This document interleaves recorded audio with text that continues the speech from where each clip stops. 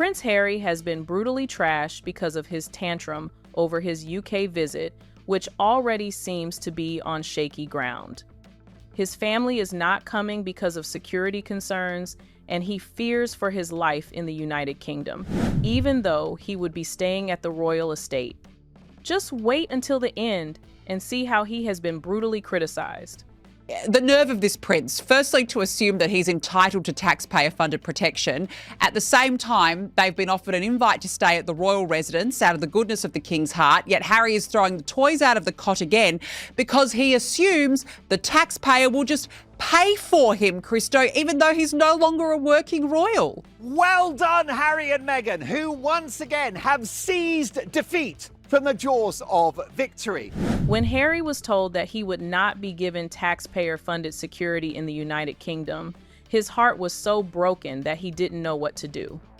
The only reaction he could give to this disappointment from the royal family was to throw a tantrum and become unnecessarily angry. I'm sorry, but do you know what irritates me about this story is the fact that what does he think will happen if he's in a royal residence? What does he think will happen if he's in a royal residence with the king? Does he think that the king's securities are going to leave all the doors and windows open or put a flag outside saying, come in? Of course he's going to be protected. He's going to be in a royal residence. He's going to be with His Majesty the King. I imagine there'll be a few protection officers around. I imagine, if he's lucky, they'll even send a car to the airport to pick him up. So what does he actually want? What more does he actually want? Harry thought his complaint about not having security was legitimate, but many people disagree. He is no longer a working royal, so why demand taxpayer-funded security? What exactly would he be using it for? Once he threw the tantrum, he became the target of mockery, and commentators described his behavior as entitled, ridiculous, and moronic. This entire security dispute proves that, even in 2026, Harry still has not understood why so many people have turned against him. He still seems to think he is the happy and beloved prince that everyone once loved before he married Meghan Markle. They want all the privileges of being senior royals without accepting the reality that they walked away from that role. They quit their jobs. And I'm so with you. Harry wasn't happy with his security arrangements. After spending 4 years in his Montecito mansion, he expected that when he returned to Britain, he would receive a royal welcome alongside his family. But that wasn't the case. When he applied to have his security restored, he ran into a brick wall. He expected more respect and honor despite no longer being a working royal, but his plan failed completely, leaving him hanging his head in disappointment.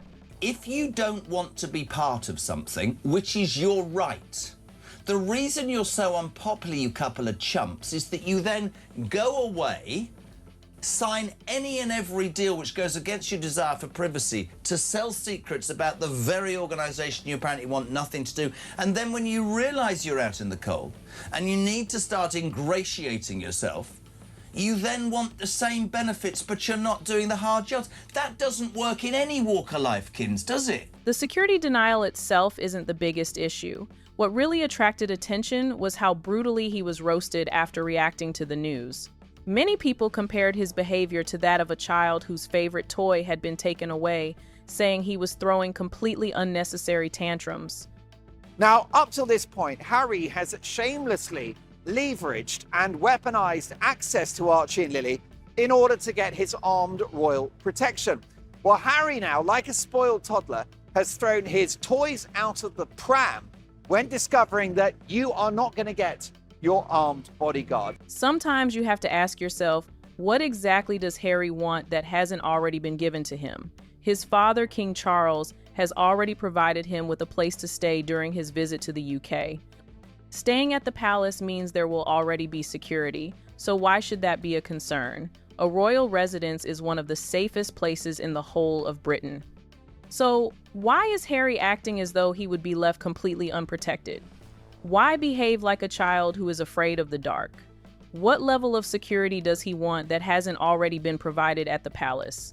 When they last had a private meeting, which was at Prince Philip's funeral, it ended up as the forward in Spare, the book. When the Queen, the late Queen Elizabeth died, we literally got details of how he went into her bedroom and sat with her. Things that I don't think that the late Queen would have wanted in the public domain. So there's always that risk when he sees his family that it's going to end up being monetized somehow. And I just think that that's incredibly vulgar. But his sense of entitlement, which many critics blame on Meghan's influence, won't allow him to see the brighter side of things.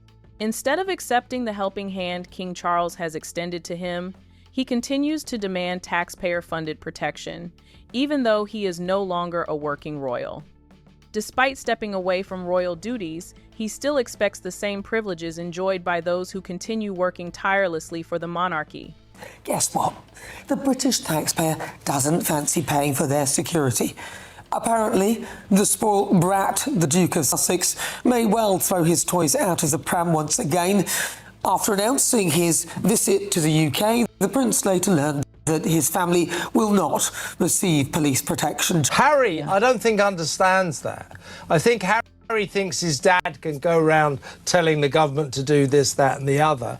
And I actually think so stupid that he thought, well, if I tell Dad I'm bringing this back, and then I turn around to him and say, hey, Dad, I've just found out you're not going to give me any gun guards, therefore you're not going to see your grandchildren unless you do something about it. One royal commentator even called Harry a moron because, while insisting that his security is extremely important, he also chose to reveal sensitive military information in his memoir, including details about the Taliban fighters he unalived during his military service in Afghanistan.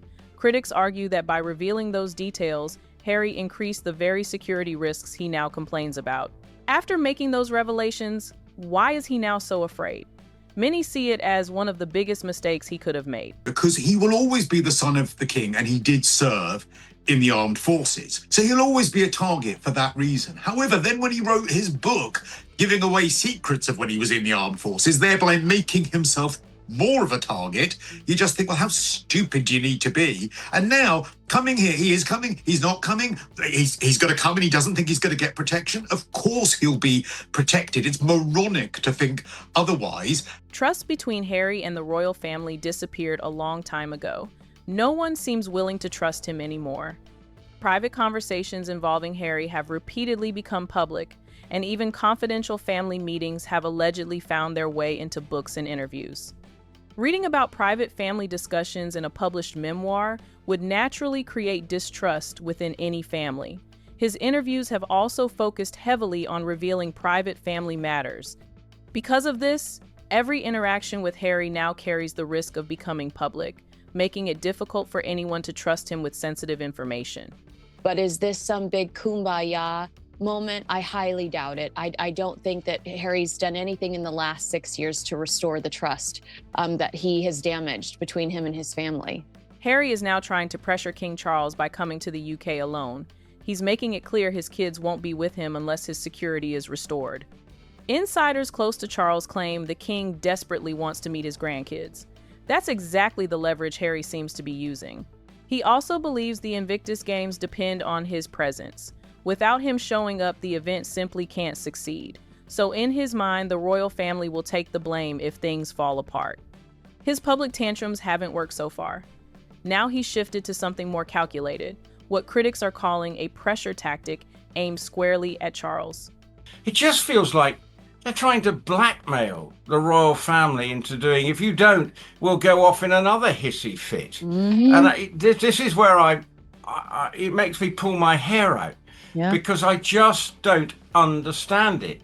Because either you're coming here, just get on the plane, get here, and try and repair the damage. Yes, you're doing Invictus, Harry. That's important to you. Get on the plane, go and do that.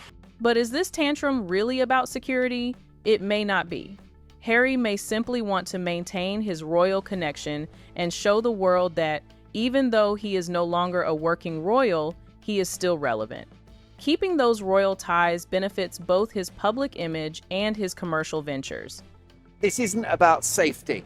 This is not about protection. This is about Harry's ego.